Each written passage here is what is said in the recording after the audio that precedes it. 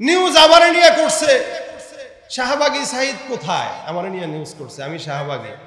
অথচ আমি আমার এই অবস্থানকে একাধিকবার ক্লিয়ার করছি যে ভাই ওখানে আমি আমার ইচ্ছায় যাইনি, আমাদের ওস্তাদরা নিয়ে গেছিল, না বুঝা চলে গেছিলাম, জানতামও না, কিচ্ছু না, সব স্পষ্ট করার পরেও আমাকে নিয়ে গণমাধ্যম এখনো নিউজ করে আমি নাকি ওখানে নাস্তিকদের দোষর। আচ্ছা, আমি স্পষ্ট প্রকাশ্যে আপনাদের সামনে পাগড়ি পরা একজন আলেম হিসেবে কথা বলতেছি, আমি বলতেছি ভাই আমি মুমিন, আর হেরা আমার জোর করে নাস্তিক বলে। চিন্তা করা যায়? তাহলে সাংবাদিকতা কতটা পাগল ছাগলদের দখলে চলে গেলে এই কাজ করতে পারে। এজন্যই তো দেশের অবস্থায় সবাই যে দেশের রাজা, ওই দেশের অবস্থা তো এমনই হয়। যত প্রকার শত্রুতা সব বন্ধু সাইজা করে, অন্যের ভালো দেখা শুধু হিংসা জইলা মরে। পড়ালেখা কর্মকাণ্ড সবকিছু বাদ দিয়া পিছি পোলায় চালায় ফেসবুক গভীর মন দিয়া। দুই বন্ধুর মাঝে যদি ঝগড়া বিবাদ হয়, আর সরাসরি না কইয়া সব ফেসবুকে দেখ।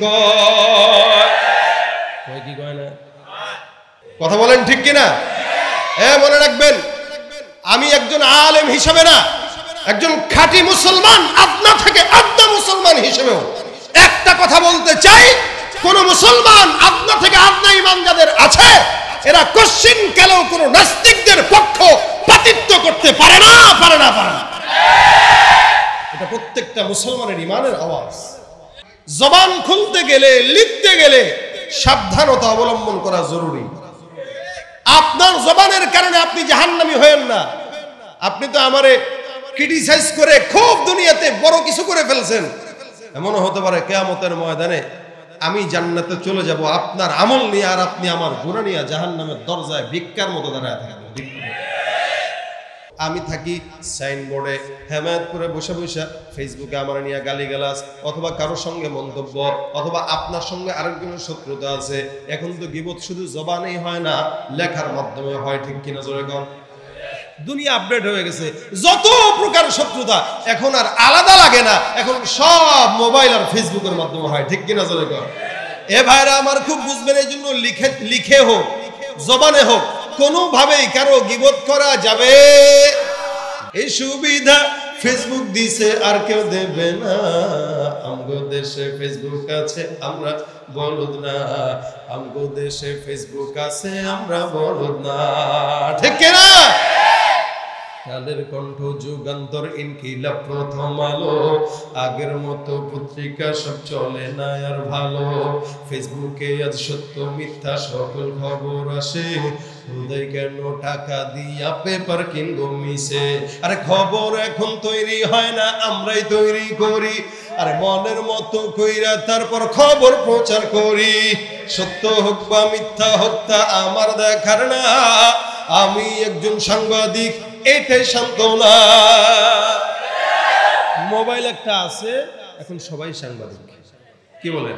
কিছু হইলে ভাই ভাই হ্যাঁ বলেন বলেন বলেন, কি সমস্যা বলেন বলেন। আরে তোরা লাইসেন্স দিছে কে রে ছাগল? সাংবাদিকতার সব বুঝে না, এও সাংবাদিক হয় কি হয় না? এজন্য এখন বর্তমান সময়ে পত্রিকাগুলোতে কোন নায়িকা বৃষ্টিতে গোস্তর মাংস রান্না করে হাঁসের মাংস রান্ধে, ওইটা পত্রিকায় আসে। এগুলো পড়া লাগে আমাদের, কি বলবেন, কারণ আমরা তো ফেসবুক চালাই। রাসূল বলেন কোন বান্দা এরকম থাকবে যে বান্দাটা জান্নাতে চলে যাবে। একজন বান্দা জান্নাতের কিনারায় চলে যাবে, আরেকজন আয়েশা পিছতে যাবে, এই এদিকে এদিকে এদিকে বলে কিসে? দুনিয়ার জমিনে আমার সম্মান নষ্ট করে সারা দুনিয়ার মানুষের কাছে গীবত শিকায়ত করে বেড়াইছি, তোর কাছে পাওনা আছে। বলে কি পাওনা? সেদিনের যেই সমস্ত নেকিগুলা বাকি আছে ওগুলা দিয়া পড়ে যা। এনে বেচারা আল্লাহ এটা কি কয়? এই বেচারা শুধুমাত্র ওই অপরাধের কারণে তার নেকি একে দিয়া দিবে, এ চলে যাবে জান্নাতে আর সে চলে যাবে জাহান্নামে। এই জন্য অনেক বুজুর্গানে দিনরা বলেন একটা কথা, যদি গীবত করা লাগে মায়ের গীবত করো, বাপের গীবত করো, বন্ধুর গীবত নয়। কেন? যে কোনো বান্দা যদি আরেক ইমানদার বান্দার গীবত করে, যার গীবত করলো তার সমস্ত গুনাহগুলো তার কাছে চলে আসে, তার নেকিগুলো অমুকের কাছে চলে যায়। আমি তার গীবত করলাম, তার সমস্ত গুনাহ আমার কাছে আসবে, আমার সমস্ত নেকি তার কাছে যাবে। এখন বসে আছেন হেমায়েতপুরে, গীবত করতেছেন কক্সবাজারের লোকের। কি দরকার অচেনা অজানা একজন মানুষকে গীবত করে নেকি দিয়ে জান্নাতে পাঠানো?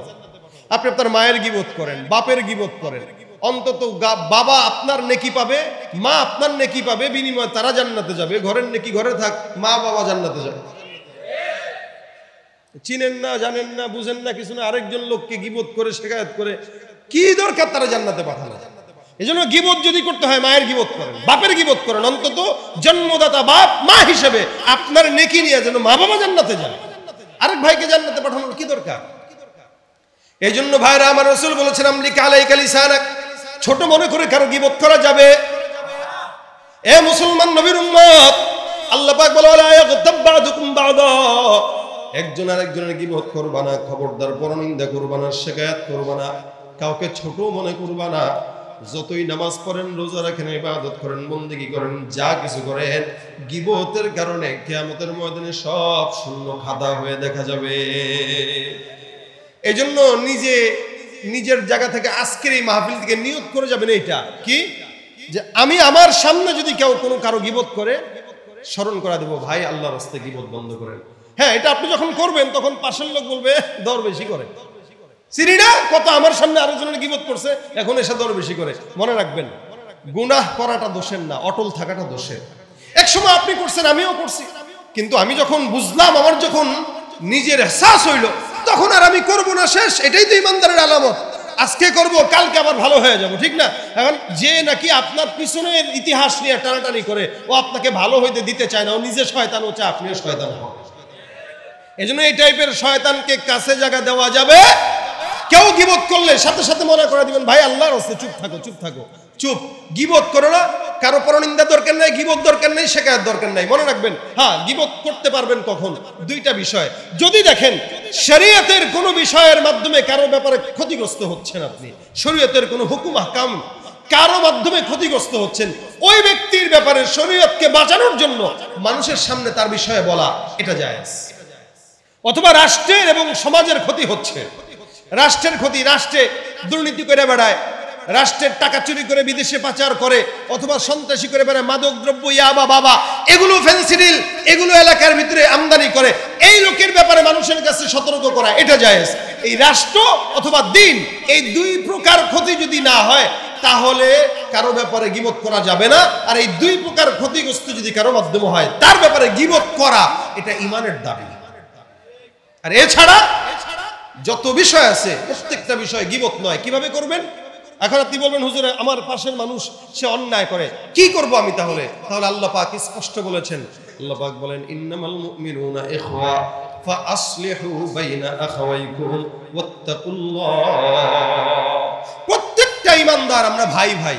আচ্ছা, আমি সাঈদ আহমদ আপনাদের ভাই কিনা বলেন তো? হ্যাঁ, আমাদের দেশের সমস্যা হলো কি জানেন? লোকরা বেঁচে থাকতে কদর করে না, মরে যাওয়ার পর আহারে কি ছিল রে। অথচ মরে যাওয়ার আগেই কদর দরকার ছিল, আর যখন বেঁচে ছিল তখন ইচ্ছা মতো বিরোধিতা করছে। মরে যাওয়ার পরে এবার আহারে তার সঙ্গে আমার এই ছিল, ছবি দেখায়, হ্যান করে ত্যান করে, কোনো ফায়দা নাই। আমি যদি কোনো ভুল করি, আপনারা আমাকে ফাআসলিহু বাইনা আখাওয়াইকুম, ভাই হিসেবে শুধরায় দিবেন। এটা আমি না, প্রত্যেকের জায়গায় তার পাশে আপনার একজন ইমানদার ভাই অন্যায় করলো, আপনি ভাই হিসেবে তাকে শুধরায় দেন। এই শুধরায় দিতে যায় বাড়তিও করা যাবে না, কমতিও করা যাবে না। কি করবেন? ওয়াত্তাকুল্লাহ, আল্লাহর ভয় রাখেন, রেখে তারপরে শুধরান। শুধরাই দিতে যায় কখনো বিচার করতে হবে, থাপ্পড় একটার জায়গায় একটাই মারতে হবে, দুইটা মারলে হবে না।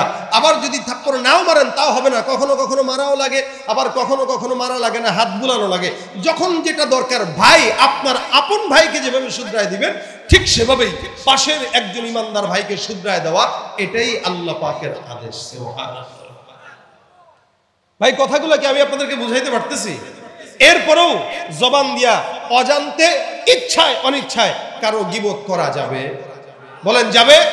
আজকে থেকে নিয়ত করেন, সৈয়দ জুনায়েদ আজহারি এখানে মাদ্রাসা করছে, আজহার জুনায়েদের যদি কোনো কিছু খারাপ লাগে, সরাসরি তার কাছে এসে বলবেন, ভাই আপনার এই বিষয়টা আমাদের কাছে খারাপ লাগতেছে, আপনি একটু শুধরায় যান।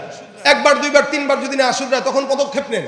ঠিক সেম ভাবে আপনি আপনার ভাইয়ের ব্যাপারে যেটা করতেন, সেই জিনিসটা আরেকজন মুমিন ভাইয়ের জন্য করবেন। এটাই ঈমানের আলামত, ঠিক কিনা বলেন?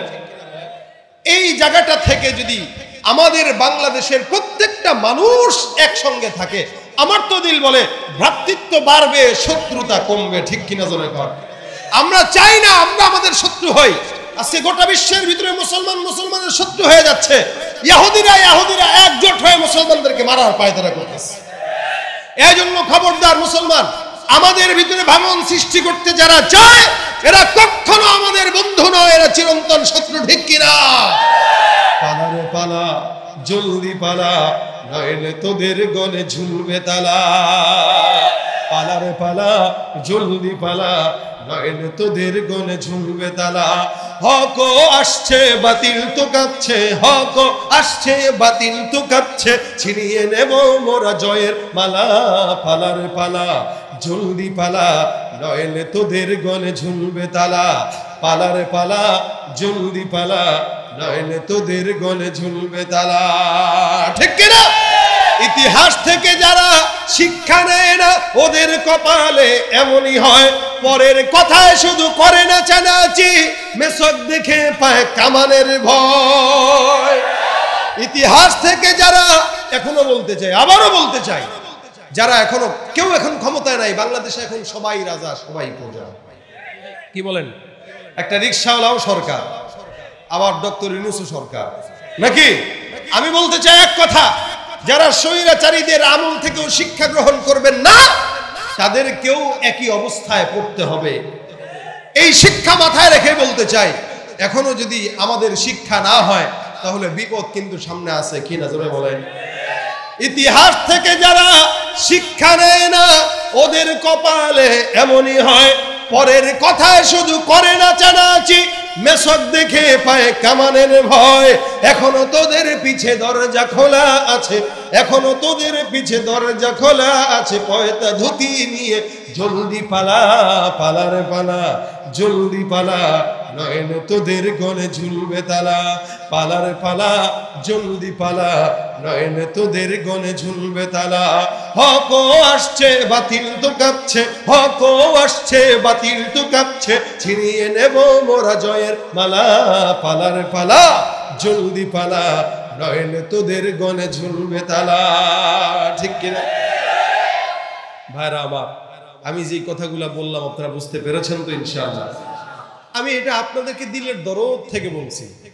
আমার একটা ভাই যদি নিজের জবানকে হেফাজত করে তাহলেই যথেষ্ট, আর কিচ্ছু দরকার নাই। জবান দিয়া হেফাজত না করলে, সে যদি আলোচকও হয়, সে যদি বক্তাও হয়, আলেমও হয়, বুঝবেন তার কাছে ঈমান হেফাজত নাই। কারণ যার জবানের হেফাজত আছে তার ঈমানের হেফাজত আছে, যার ঈমানের হেফাজত আছে তার জান্নাতের গ্যারান্টি আছে। সুবহানাল্লাহ, আস্তে কইল। তাহলে জবানের হেফাজত যার আছে, রাসূল বলতেছেন তার জন্য নাজাত পাওয়া জবানের হেফাজতটাই কি যথেষ্ট। এই জন্য চায়ের দোকানে বসে, কোনো মজলিসে বসে, সেটা মাহফিলের মজলিস হোক, তালিমের মজলিস হোক, অনেকে গাছতে যান, তালিমে যে গাছতে বসে যদি কেউ নিজের অজান্তে আরেকজনের গীবত শুরু করে দেয়, সাথে সাথে শুনায় দিবেন, ভাই আল্লাহর রাস্তে এটা বন্ধ করেন। এই তালিমটা বিসমিল্লাহ দিয়ে শুরু হয়েছে, গীবত দিয়া যেন শেষ না হয়। কি বলেন? ঠিক আছে না? পারবেন তো ইনশাআল্লাহ? পারবেন তো ইনশাআল্লাহ? জবানের হেফাজত করা প্রত্যেকটা মানুষের জরুরি। জবানের যার হেফাজত নাই, যে ঘরে ঘরে সমস্ত দ্বন্দ্ব একটাই কারণ, জবান। ওই যে আশরাফ আলী থানভী রহমতুল্লাহ আলাইহি একটা ঘটনা বর্ণনা করছেন। উনি বলেন এক মহিলা বাদশার দাসী ছিল, থাকার কারণে বাদশার সঙ্গে তার সম্পর্ক ভালো ছিল। বাদশার বিবিরে যায় ডাক দেওয়া, কয় আপনি এত মহাব্বত করেন বাদশারে, আপনি কি জানেন ওই পাশের বাড়ির এক ভাইয়ের বউর সাথে বাদশা এগুলো করে? হ্যাঁ, কি বলো? বলে হ্যাঁ, আমি নিজে দেখছি। সেম বিষয় আবার বাদশার কানে যায় যায় বলতেছে, আপনি কি জানেন আপনার বিবি এই করে, আরেকজনের সঙ্গে এগুলো করে। বাদশাও মনে মনে খুব, এদিক দিয়ে বিবিও মনে মনে খুব ক্ষোভ। পেঁচটা লাগাইছে কে? দাসী। বাদশা কয় প্রমাণ কি? কয় এই বাদশা মহোদয়, আপনার কাছে আমি আজকে একটা গোপন তথ্য দেব, এই গোপন তথ্যটা মিথ্যা যদি হয় তাহলে আমার নামে এটা না। বলে কও?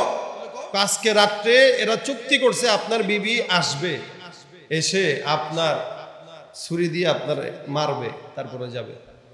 আর ওদিক দিয়ে বিবিরে বলছে, শোনেন আপনার স্বামীরে বশ করতে চান? বলে হ্যাঁ চাইতো।